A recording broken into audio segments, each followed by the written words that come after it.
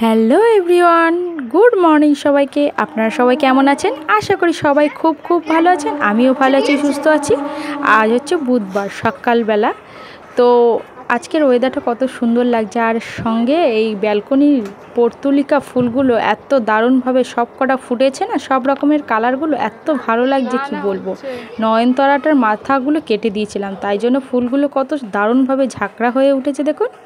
তারপরে দেখুন আমি এইদিকে স্নান টান করে রেডি হয়ে যাচ্ছি, আর এইদিকে আমার মেয়ে ক্যামেরাটার সামনে এসে একটু দেখছে উকি মারছে কি হচ্ছে কি না হচ্ছে। মেয়েটা এখন বড় হচ্ছে তো দিনকে দিন, আর দুষ্টুটাও বেশি হচ্ছে।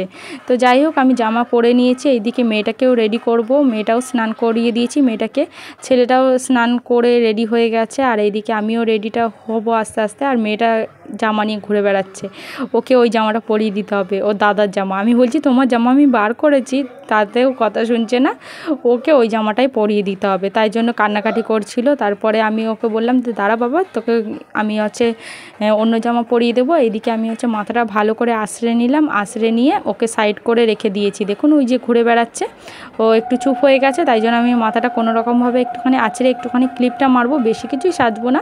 একটু মামা শ্বশুর বাড়িতে যাবো, একটুখানি ডেকেছে তার জন্য। সবাই যাবে বলতে আমি যাব, আমার ছেলে যাবে, আমার মেয়ে যাবে, আমার বড় যাবে, সেটা হচ্ছে পরে যাবে, পরেও গাড়িতে করে যাবে। আর আমার মামা শ্বশুর বাড়ি হচ্ছে চন্দননগর স্টেশনের কাছেই। তারপরে দেখুন এদিকে আমি রেডি হতে হতে একটুখানি ক্রিমটা মুখে মেখে নিচ্ছি। আমি কিছুই সেরকমভাবে ব্যবহার করি না মুখে, শুধু ব্যবহার করি একটুখানি মামা আর্থের ফেস ওয়াশটা, আর এই যে সিতামের একটা ক্রিম যেটা আছে সেটাই আমি ব্যবহার করি এখন। ও সীতাম না, সীতাফিল, সরি, কেউ কিছু মাইন্ড করবেন না, ভুলে গেছিলাম। তারপরে আমি রেডি হয়ে গেছি, হালকা একটু লিপস্টিক দিয়ে দিলাম, ব্যাস রেডি এখন। আর কানের ফানের কিছুই পরবো না। আর এই চুড়িদারটা আমি পুজোর সময় কিনেছি, আপনাদের তো দেখিয়েছিলাম। এই চুড়িদার পরে আমার ফটো আছে, ভিডিও আছে। তো এখন আমি রেডি হয়ে গেছি, আমার রেডি হয়ে গেছে। আর ওইদিকে আমার ছেলেটাও রেডি, ওইদিকে মেয়েটাকেও রেডি করবো এখন, ব্যাস। তারপরে চলে যাব এখন মামা শ্বশুর ঘরে। তার আগে একটুখানি দেখে আসি আমার জায়ের ঘরে সবাই কি করছে, কারণ ওরাও যেহেতু যাবে, রেডি হলো কি না। তো আমার যা এখনও রেডি হয়নি। ওইদিকে ঘন্টুকে রেডি করে দিয়েছি আমি, ঘন্টু এখন ঘুরে বেড়াচ্ছে। ওকে আমি ঘন্টুই বলি, ছোটোবেলা থেকে অভ্যেস হয়ে গেছে না, তাই জন্য ঘন্টু ছাড়া আর কিছু মাথায় আসে না। ওর নাম আসলে আদৌ কি সেটাও আমি ঠিকমতো বলতে পারবো না, ভুলে গেছি। তারপরে দেখুন এদিকে সবাই রেডি হয়ে আমার মেয়েকেও রেডি করে নিয়ে চলে এসেছি, টোটো করে উঠে যাচ্ছে এখন আমাদের গন্তব্যস্থলে। তো চলো যাওয়া যাক এখন, গিয়ে ওখানে আবার আপনাদের সঙ্গে দেখা হচ্ছে। আর আমার ছেলের তো খুবই মজা। তো তারপরে এই দেখুন বাড়িতে চলে এসেছি, এসে একটুখানি পাখার তলায় বসে আছে। আর এত গরম কি বলবো। বর্ষাকাল, এটা শ্রাবণ মাস পড়ে গেছে, কেউ বলবে এটা শ্রাবণ মাস পড়ে গেছে।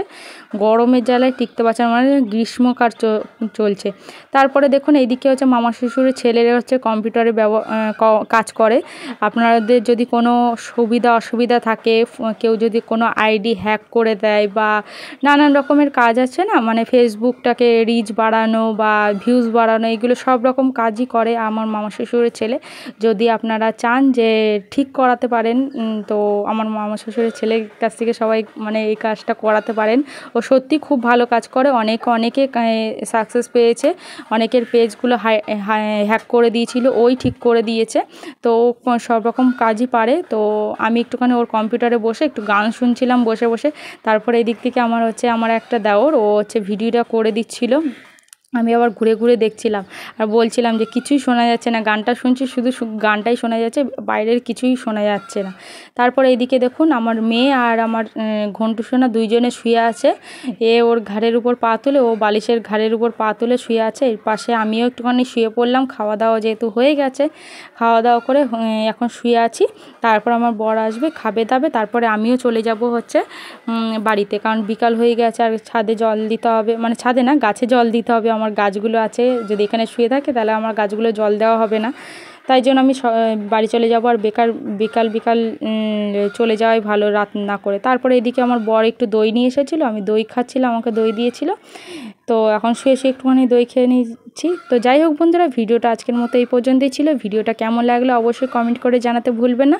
আর ভালো লাগলে অবশ্যই কিন্তু লাইক, কমেন্ট, শেয়ার, সাবস্ক্রাইব করে দিয়ে পাশে থাকবেন, সাথে থাকবেন।